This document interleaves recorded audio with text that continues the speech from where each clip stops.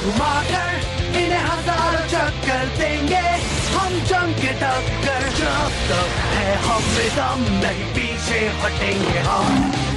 Beyblade हो जाओ शुरू, बेब्लेड हो जाओ शुरू।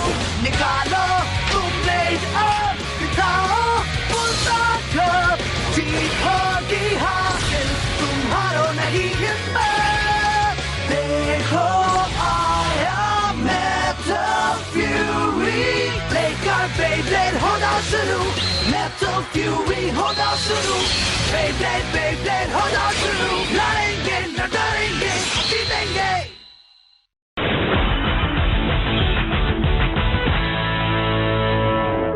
तो मेरे दोस्तों, इसके बाद कौन आना चाहेगा?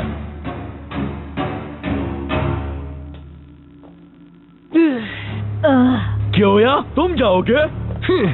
मैं किसी के साथ पार्टनर या सेकंड ब्लेडर नहीं बनूंगा, जो चाहे कर लो। क्यों या दोस्त? तो ठीक है, मैं जाने को तैयार हूँ। नहीं। हाँ? मैं जाऊंगा।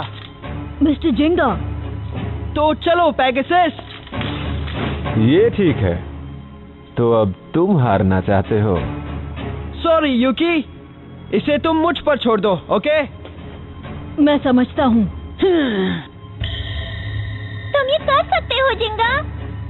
इसे फिर से स्पेस में भेज दो जिंगो। मुझे किसी तरह अपने पेगासस को उसके जुपिटर तक पहुंचाना होगा। चलो शुरू करते हैं। 3, 2, 1 हो जाए शुरू। जाओ पेगासस, अपनी ताकत दिखाओ पेगासस। पराज मोड।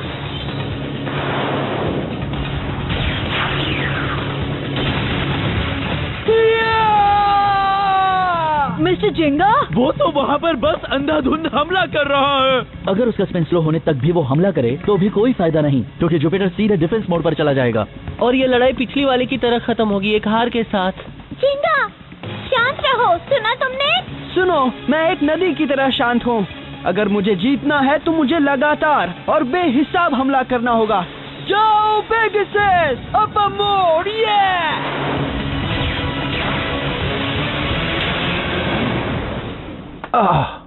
ध्यान से मिस्टर, मेरे ऐसा करने पर तुम डिफेंस मोड में नहीं जा सकते।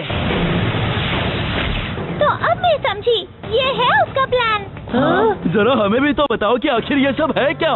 जिंगा अपने लगातार हमलों के शौक की मदद से मेटल बॉल्स को अंदर जाने से रोक रहा है। जैसे डायनामिक्स ड्रैगनस के स्पेशल मूव का पावर यूज करके मेटल बॉल्स को बाहरी किनारे पर ले आया था। तो ये बात है। हाँ, मिस्टर जिंगा चाहते हैं कि जुपिटर एंड्योरेंस मोड में रहे और ये एक मारने और टकराने का कॉन्टेस्ट बने। अब समझ में आया, ये वही कर रहा है जो डायनामिक्स मुझसे लड़ते वक्त कर रहा था। काफी स्मार्ट है। सेंट्रीफ्यूगल फोर्स के सपोर्ट के साथ जुपिटर का एंड्योरेंस और अटैक पावर खतरनाक है, लेकिन जहाँ सामने से टकराने की बात आती है, पेगासस का पावर सबसे बेस्ट है। ये हुई ना समझदारी वाली बात। चलो तो फिर जाओ जिंगा और जोरदार हमला करो। जाओ जिंगा। क्यों, बात क्या है? कम ऑन, तुम भी जरा अटैक करने की कोशिश क्यों नहीं करते? मुझे पता था तुम ऐसे टैक्टिक्स यूज करोगे, लेकिन मैं तुम्हारी स्ट्रैटेजी के हिसाब से नहीं खेलूंगा। ओह नो, वो तो डिफेंस मोड में जाने वाला है। मेरे रहते हुए तो नहीं। पेगासस!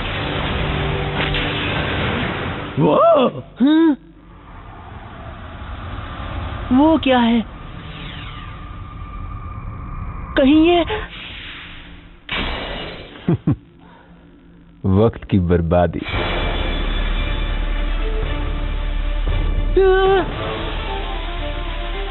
मैं सही था, वो मेटल बॉल्स अब भी इनर पोजीशन में फंसे हुए हैं, वो हिले भी नहीं है। ओह, वो अब तक वहाँ फंसा है, ये कैसे हो सकता है? एक मिनट रुको।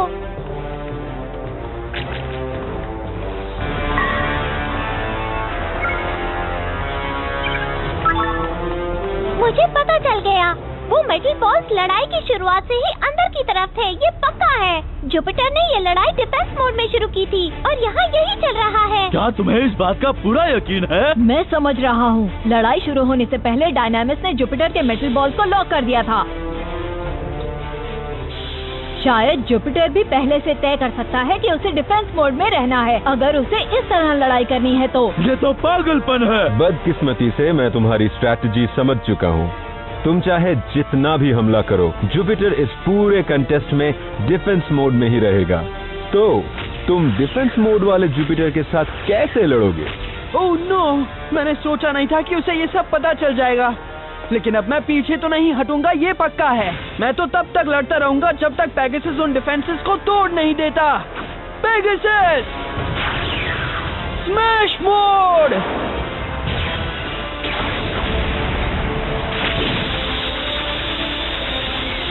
लगे रहो, तुम ये कर सकते हो पेगासस। उसने स्ट्रैटेजी समझी नहीं है। जानबूझकर पिछली लड़ाई में अपने सारे पत्ते खोल दिए, बस और कोई बात नहीं। वो चाहता था कि जिंगा हमले पर फोकस करे और कुछ ना सोचे। हाँ, मतलब मेरी वाली लड़ाई इस लड़ाई की तैयारी थी और कुछ नहीं।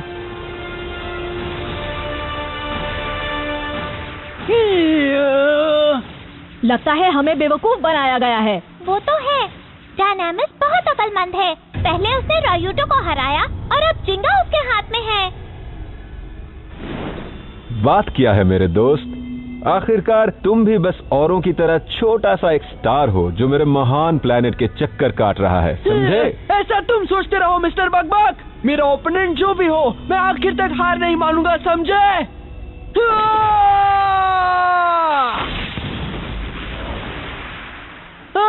पेगासस! कोई फायदा नहीं, वो तो हिल भी नहीं रहा। वहाँ देखो, पेगासस लड़खड़ा रहा है। बहुत दुख की बात है। मुझे यकीन नहीं होता ये तुम्हारे पावर का एक्सट्रीम लिमिट है। तुम्हें आखिर स्टार फ्रैगमेंट ने चुना कैसे? एक लेजेंडरी ब्लेडर होना बड़े शान की बात है, पर तुम तो इसके लायक ही नहीं हो। हाँ, तुम ठीक कहते हो। क्या? मैं एक लेजेंडरी ब्लेडर कहलाने के ख्याल में ही उलझा रहा। ये बात सच है। फिर मैं बाकियों को ढूंढने निकल पड़ा। उसके बाद इसने मुझे सच का एहसास कराया। ये है असली बात। तुम जानते नहीं तुम्हें अपने बेग के बारे में क्या पता होना चाहिए। तुम्हें उस बेग के पावर पर भरोसा नहीं करना चाहिए। लेकिन तब से मैंने एक असली लेजेंडरी ब्लेडर बनने के लिए कड़ी ट्रेनिंग ली है, अपने बेग कॉस्मिक पेगासस का मालिक बनने के लिए। इसलिए मैं हरगिज नहीं हार सकता, और यहाँ तो बिल्कुल ही नहीं। मेरा तो यही तरीका है दोस्त। जब तक पेगासस और मेरे पास वो स्पेशल मूव है जो सबके सपोर्ट से बना था, मैं नहीं हारूंगा, समझे? तुम्हें हराए बिना मुझे चैन नहीं आएगा डायनामिस। यस सर, सही कहा। मिस्टर जिंगा के खजाने में अभी एक ट्रम्प कार्ड बचा है। जिंगा, अपनी ताकत की मदद से उस सर्कस में से भागे हुए जोकर को कुचल डालो, उससे छोड़ना मत। बिल्कुल सही, हरा दो उसे। अभी जाओ जिंगा। तो चलो Pegasus, special move Pegasus cosmic tornado. क्या?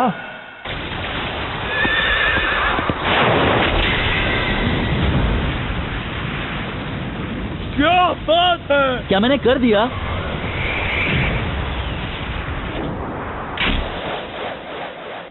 बहुत करीब थे। लेकिन वो ऑफ बैलेंस है, उसे खत्म करो। अब वक्त है इसे खत्म करने का। ओके, एक और बार उस पर वार करो पेगासस। इंटरेस्टिंग। तो स्टार फ्रैगमेंट की मदद से तुम एक बे पर इतना कंट्रोल हासिल कर चुके हो, ये कोई छोटी बात नहीं है। लगता है तुम ब्लेडर सचमुच इस काबिल हो कि तुम्हारी दुनिया के भविष्य की जिम्मेदारी तुम्हें सौंपी जाए। ये क्या हो रहा है? उसका स्पेशल मूव। मेरे साथ चलो मेरे दोस्तों, अब मैं तुम्हें सब कुछ बताता हूँ। एक गार्डियन की ड्यूटी निभाते हुए मुझे खुशी हो रही है। क्या?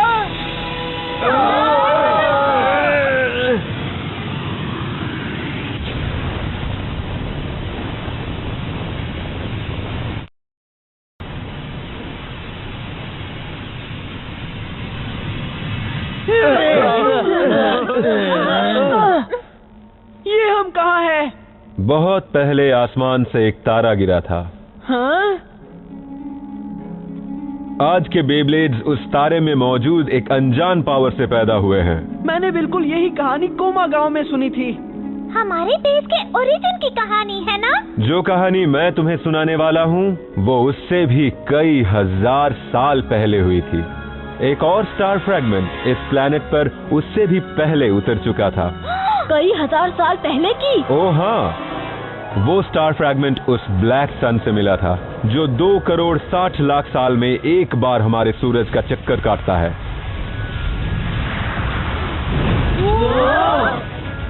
उस स्टार फ्रैगमेंट के पृथ्वी तक के लंबे सफर के दौरान उसने ब्लैक सन की कुछ नेगेटिव एनर्जी अपने अंदर अब्सॉर्ब कर ली। ये अच्छा नहीं हुआ।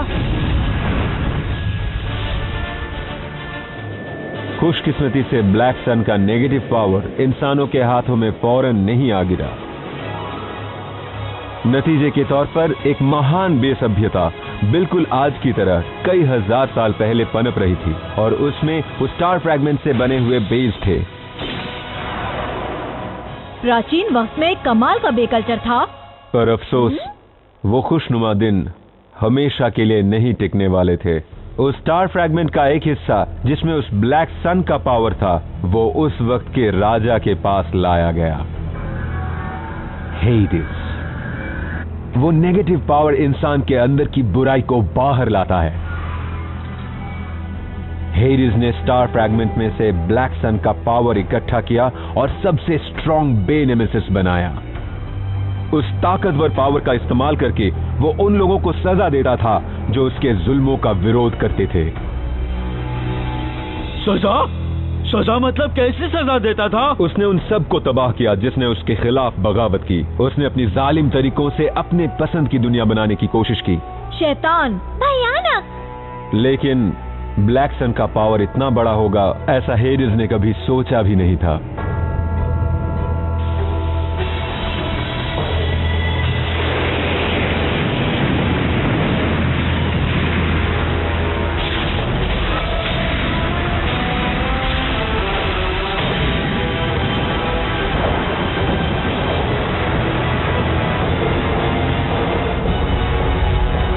नेमेसिस ने बेहिसाब आतंक शुरू की और वो ऐसा गॉड ऑफ डिस्ट्रक्शन बन गया जो पूरी दुनिया को तबाह करना चाहता था। वो पावर कितना खतरनाक रहा होगा। पूरी तबाही। उस दौरान पड़ोसी देश का राजा ज़्यूस किंग हेडिस और उसकी बुराई के खिलाफ खड़ा हो गया। उसने 5 बहादुर ब्लेडर वॉरियर्स को इकट्ठा किया गॉड ऑफ डिस्ट्रक्शन का सामना करने के लिए। इन 5 ब्लेडर वॉरियर्स के पास भी बेस थे जिनमें नेमेसिस की तरह स्टार फ्रैगमेंट का पावर था। स्पेस की गहराइयों से आए हुए ब्लैक सन के पावर को हराने के लिए उन्होंने ऐसे बेस इस्तेमाल किए जिनमें हमारे सोलर सिस्टम के प्लैनेट्स के पावर थे। लेकिन गॉड ऑफ डिस्ट्रक्शन में बदलने की वजह से नेमेसिस का पावर बेहद स्ट्रांग था। सोलर सिस्टम के पावर वाले बेस होने के बावजूद ब्लैक सन को हराना आसान काम नहीं था। उन 5 वॉरियर्स और नेमेसिस के बीच की लड़ाई का कोई अंत ही नहीं नजर आ रहा था। जब तक वो लड़ाई चलती रही वो वॉरियर्स घायल होते रहे, थक गए और उनकी सारी ताकत खत्म हो गई। जब ऐसा लगने लगा कि दुनिया के लिए कोई उम्मीद नहीं बची, तभी हमारी मदर अर्थ गाया की ताकत जाग गई। उन 5 ब्लेडर वॉरियर्स ने गाया की ताकत हासिल की और फिर एक बार खड़े हो गए। उन्होंने गाया की ताकत और 5 प्लैनेट्स की ताकत को एक कर दिया। आखिर में उन्होंने नेमेसिस को किंग हेडिस की रूह के साथ पृथ्वी की गहराई में सील कर दिया। ओह, शुक्र है। और इस तरह फिलहाल के लिए दुनिया को तबाही से बचा लिया गया। हाँ? फिलहाल के लिए मतलब? वो पृथ्वी की गहराई में सील्ड था, लेकिन इसका मतलब ये नहीं कि नेमेसिस पूरी तरह तबाह हो गया। याद रखना, एक नई रोशनी अंधेरे की एक नई खाई बन जाएगी। जब वो वक्त आएगा असली तबाही शुरू होगी। हेडिस के सील होने से पहले उसने एक डरावना वादा किया कि वो वापस लौटेगा।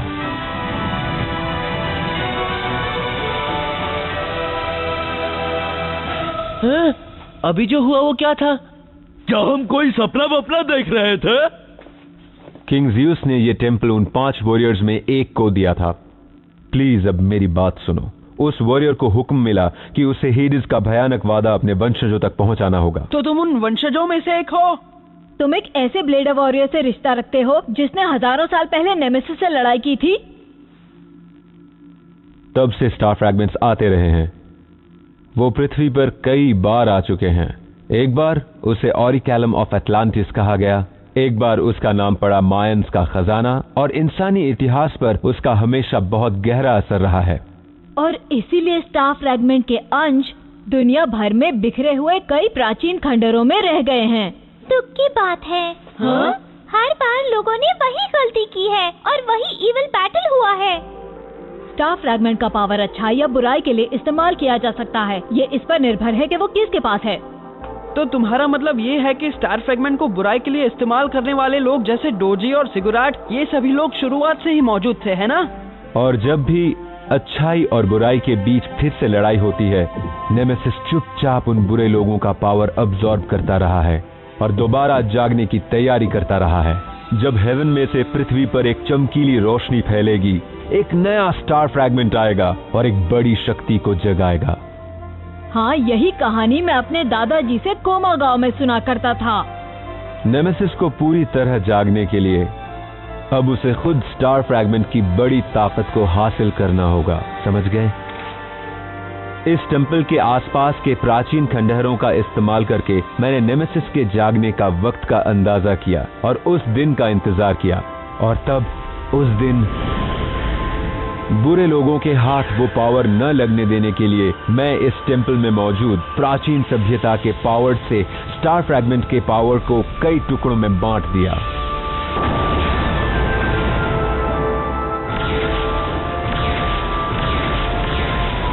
तो क्या स्टार फ्रैगमेंट अपनी खुद की मर्जी और पावर से अलग नहीं हुआ था? लेकिन उन टुकड़ों को कहाँ जाना है, ये जरूर स्टार फ्रैगमेंट की मर्जी से तय हुआ था। हाँ? पर मुझे लगता है द ग्रेट इविल के पास पहले से ही उनमें से एक टुकड़ा मौजूद है। क्या? कौन सा ग्रेट इविल? इसका मतलब नेमेसिस को दोबारा जगाने का काम दुनिया में शुरू हो गया है। अगर नेमेसिस एक और बार पूरी तरह जाग गया तो 5 सोलर सिस्टम बेस को दोबारा से इकट्ठा करना होगा। स्टार फ्रैगमेंट के पावर इन 5 बेस को पहले ही दे दिया गया है। एक मेरे पास आया है, किंग ज़्यूस का राइट हैंड मैन और बैटल स्ट्रैटेजिस्ट, यानी जुपिटर ब्लेडर वॉरियर मेरे बे जेड जुपिटर के अंदर चला गया। हिम्मत वाले और बहादुर army commander Saturn blader warrior का वंशज और उसका सैटर्न बे क्रोनोस। शातिर हमलावर मार्स ब्लेडर वॉरियर जो हमेशा हमले को लीड करता था, उसका वंशज और उसका बे वेरियर्स। एक वंशज वीनस ब्लेडर वॉरियर का जो अपने बदलते टेक्निक्स की मदद से नेमेसिस को सताता था, और उसका वीनस बे क्वेट्ज़लकोएटल। हाँ? क्वेट्ज़लकोएटल? और एक गया उनके पास मर्क्यूरी ब्लेडर वॉरियर के वंशज जो सभी वॉरियर्स को इकट्ठा करके अपने ज्ञान और अक्लमंदी से किंग ज़्यूस को सपोर्ट करता था, और उसका मर्क्यूरी बे अनूबियस। हाँ? जिन जिन के पास स्टार फ्रैगमेंट के टुकड़े हैं उन्हें अलग अलग जिम्मेदारियां निभानी है। यहाँ सबको लाकर तुमने बहुत ही अच्छा किया। तो इसका मतलब है कि मैं... हाँ, तुम भी उन 5 ब्लेडर वॉरियर्स के वंशज हो जिन्होंने प्राचीन वक्त में नेमेसिस से लड़ाई की थी। ये तो कमाल है यूकी। मैं सचमुच उन 5 ब्लेडर वॉरियर्स का एक वंशज हूँ। यानी उस स्टार फ्रैगमेंट का मुझे चुनना महज एक इत्तेफाक नहीं था, है ना? तो लेजेंडरी ब्लेडर्स उन 5 ब्लेडर वॉरियर्स के वंशज हैं जिनके पास खुद सोलर सिस्टम बेस थे। ये तो बढ़िया है। तो तुम्हारे कहने के मुताबिक लॉजिक के हिसाब से अगुमा और किंग की किस्मत में भी वो स्टार फ्रैगमेंट का टुकड़ा पाना लिखा था। इसीलिए उसने कहा कि स्टार फ्रैगमेंट ऐसी चीज नहीं है जो दूसरों से छीन कर अपनाई जा सके। अरे नहीं, मुझे एक छोटा सा सवाल पूछना है। क्यों या दोस्त? तो फिर मेरे बे लियोन का क्या? स्टार फ्रैगमेंट का पावर जिंगा के पेगासस और रायुगा के एल्ड्रेगो में भी कैसे चला गया? इसका कोई जवाब है? ओह, लगता है पेगासस भी एक सोलर सिस्टम बे नहीं है। स्टार फ्रैगमेंट कुल मिलाकर 10 टुकड़ों में बट गया था, मैंने सही कहा ना? अगर उनमें से एक दुश्मन के हाथ में है और बाकी ब्लेडर वॉरियर के 5 वंशजों के पास है, ये तो कुछ भी समझ में नहीं आ रहा। डायनामिस, इसका क्या मतलब हुआ? इसका मतलब है ओके, क्लास खत्म हुई बच्चों। हाँ? इसे खोलना बहुत बड़ा सरदर्द था, कसम से कहता हूँ। जोहानस, अगुमा, इस पर भरोसा नहीं करना चाहिए। बुरे लोग, हेडिस के फॉलोअर्स। ए, सुनो, तुम्हें दूसरों के बारे में बात नहीं करनी चाहिए। बेहतर होगा कि तुम लोग चुप रहो और लड़े बिना हमारे साथ जुड़ जाओ।